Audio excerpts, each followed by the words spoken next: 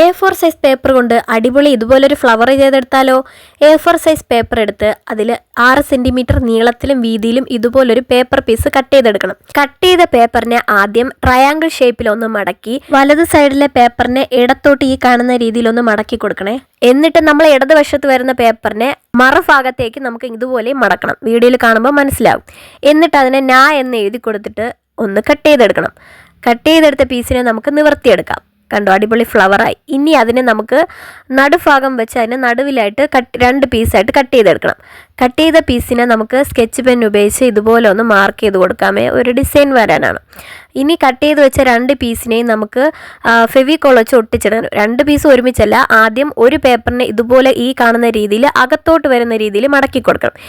കത്രിക വെച്ചിട്ട് തന്നെ അതിൻ്റെ പെറ്റൽസിനെ ഒന്നിങ്ങനെ ആക്കി കൊടുക്കുന്നുണ്ട്. അതൊന്ന് വളഞ്ഞു വരാൻ വേണ്ടിയിട്ടാണ്. കണ്ടോ, ഇത്രയും പൂക്കൾ ഞാൻ ചെയ്തെടുത്തിട്ടുണ്ട്. അടുത്തതായിട്ട് 6 സെൻറ്റിമീറ്റർ വീതിയിലും 25 സെൻറ്റിമീറ്റർ നീളത്തിലുമായിട്ട് നമുക്കൊരു ഗ്രീൻ കളറിലുള്ള പേപ്പർ ഇതേപോലെ കട്ട് ചെയ്തെടുത്ത് നമുക്കൊരു സ്ട്രോ കണക്കിന് നമുക്കൊന്ന് അതിനൊന്ന് ചുരുട്ടിയെടുക്കണേ. എന്നിട്ട് ഈ നമ്മൾ നേരത്തെ ഉണ്ടാക്കി വെച്ചിരിക്കുന്ന ഫ്ലവേഴ്സ് എല്ലാം ഇതിലൊന്ന് ഒട്ടിച്ചു കൊടുക്കുക. ലാസ്റ്റായിട്ട് 2 ലീഫും കൂടെ ഒട്ടിച്ചു കൊടുക്കുന്നുണ്ട്. ഫ്ലവർ ഇഷ്ടമായോ എന്നൊന്ന് കമൻറ്റ് ചെയ്യണേ. അപ്പോൾ വീഡിയോ ഇഷ്ടപ്പെട്ടെങ്കിൽ ലൈക്ക് ചെയ്യുക, ഷെയർ ചെയ്യുക, ചാനൽ സബ്സ്ക്രൈബ് ചെയ്ത് സപ്പോർട്ട് ചെയ്യണേ. അടുത്ത വീഡിയോസ് ആയിട്ട് കാണാം. ബൈ.